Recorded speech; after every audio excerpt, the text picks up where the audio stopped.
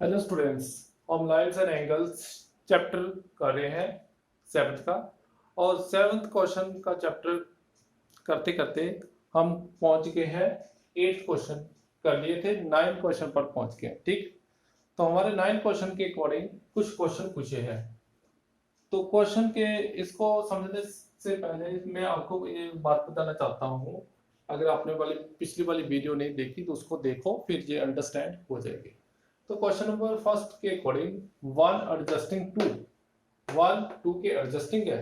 तो one adjusting to के लिए हमें ये पता होना चाहिए एडजस्टिंग एंगल्स होते क्या है। डेफिनेशन पहले मैं समझा दी है, फिर भी देखो। एडजस्टिंग एंगल वो होते हैं जिसका कॉमन वर्टेक्स होता है। इसका देखो कॉमन वर्टेक्स है दोनों का। One adjusting to, vertex same ही है, कॉमन आर्म है, non common arm both side. तो हम लिख सकते हैं जैस one adjusting to one, just one angle adjusting two angle, one angle two angle के adjusting है because it has same vertex, because it has same vertex, has same vertex क्या o same vertex है and common arm, common arm,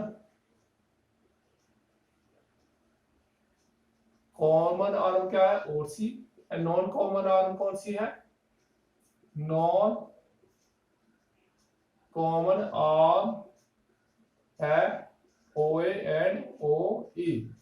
इसलिए one adjusting to you can right.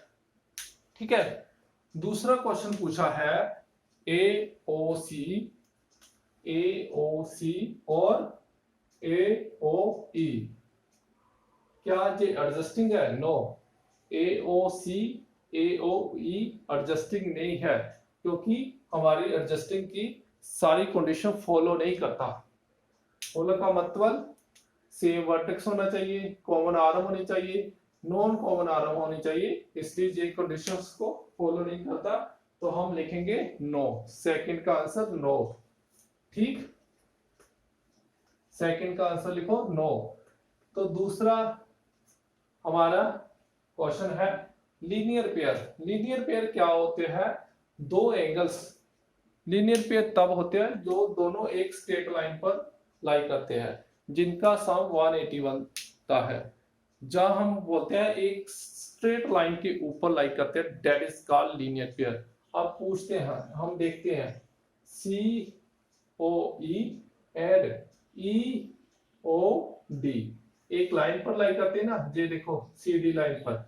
तो हमने लिखना जैस it C O E and E O D form linear pair, form linear pair because it lie on CD line, CD line के ऊपर lie करते हैं, इसलिए ये लीनियर पेयर है। अब थर्ड सप्लीमेंट्री एंगल वो होते हैं जिनका टोटल 180 होता है। अब देखो बी ओ डी और D O A, D O A ये भी सप्लीमेंट्री एंगल्स है, क्योंकि B O D D O A B line के ऊपर लाई करते हैं। तो हमने लिखना जैस, इसका आंसर जैस। फोर्थ का आंसर जैस बिकॉज लाइन कौन सी है? Lie on, because lie on A B line, इसलिए। अंडरस्टैंड। और तीसरा पार्ट वन के वर्टिकल ऑपोजिट टू फोर है जैस, वन के वर्टिकल फोर है, ये वन के वर्टिकल फोर है। जब दो लाइनें कट करती है तो ये एंगल वर्टिकल ऑपोजिट होते हैं। जस one vertical, one equal to four, यहां लिख सकते हैं वर्टिकल ऑपोजिट एंगल। ठीक है, जस हम लिख सकते हैं ऐसे। Next what is the vertical opposite of 5? 5 का वर्टिकल ऑपोजिट क्या है? 5 का वर्टिकल ऑपोजिट, 5 एंगल्स का वर्टिकल ऑपोजिट एंगल कौन सा है? ये 5 है, ये दो लाइनें कट करती है, वो किसके इक्वल? 2 + 3 एंगल्स के इक्वल। 5 का वर्टिकल ऑपोजिट एंगल 2 + 3, जब क्योंकि दो लाइनें कट करती है ना ऐसे, ये एंगल इन दोनों के टोटल के इक्वल होना चाहिए, ठीक? 5 एंगल, तो इसलिए 5 का वर्टिकल ऑपोजिट एंगल क्या है? 2 और 3। अब क्वेश्चन है नेक्स्ट वाला क्वेश्चन, नेक्स्ट क्वेश्चन है in the adjoining figure two adjusting, one adjusting two, 1 2 के adjusting है। in the following figure 1 2 के adjusting है। adjusting का मीनिंग तीन प्रॉपर्टी सेटिस्फाई करनी चाहिए, ठीक? तीन प्रॉपर्टी सेटिस्फाई करनी चाहिए, जैसे ये ना इन्होंने बोला है 1 adjusting 2, 1 adjusting 2, no, 1 not is adjusting 2, no, 1 not, 1 is not adjusting 2 angle because it has no same vertex, same vertex होना चाहिए था, ठीक है? तीन प्रॉपर्टी होती ना उसकी, सेम वर्टेक्स हो, सेम वर्टेक्स हो, कॉमन आर्म होनी चाहिए और नॉन कॉमन आर्म होनी चाहिए, both side non common arm होनी चाहिए। तो इसलिए ये वो प्रॉपर्टी को सेटिस्फाई नहीं करता, ऐसी कंडीशन होनी चाहिए, ऐसी तब होते हैं हमारे एडजस्टिंग एंगल्स, ठीक? तो next, find the value of x and y। Find value of x and y। हमारा 12th क्वेश्चन है, हमने x और y की वैल्यू पता करनी है। क्वेश्चन इंपॉर्टेंट है, जैसे ये, ठीक? एक x दूसरा y और ये 50 और z, ठीक है?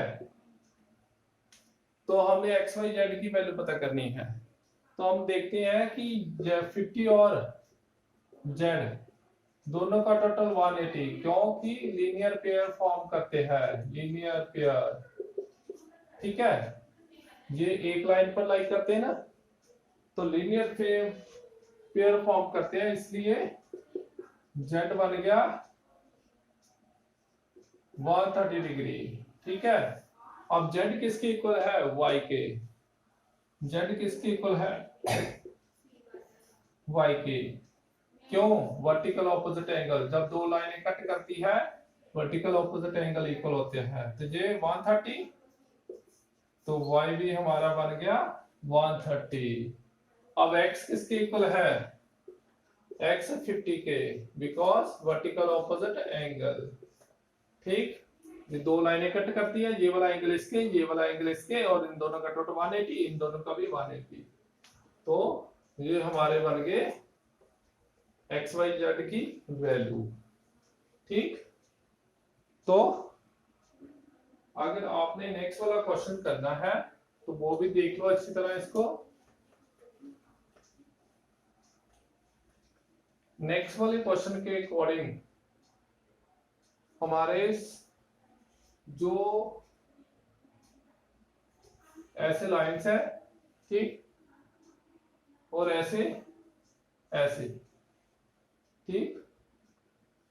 ये लाइन आगे बढ़ी है ऐसे, एक 40 है, एक x है, और 25 और z ऐसे, और ये y, ठीक है? तो वो कहते हैं find value of x y z. सबसे पहले हम देखते हैं z किसके इक्वल, z दो लाइनें कट कर रही ना, तो z बन गया 40 के, सेकंड पार्ट 12 का, क्योंकि vertical opposite angle are equal when two line intersect, then vertical opposite angle will be equal. ठीक है, अब ये लीनियर पेयर फॉर्म करते ना, also we know 40 plus x plus 25 180 because ये लाइन स्ट्रेट है ना, A B line, A B is straight line, straight line के ऊपर जितने भी एंगल बनते हैं 180 के इक्वल होते हैं, स्ट्रेट लाइन।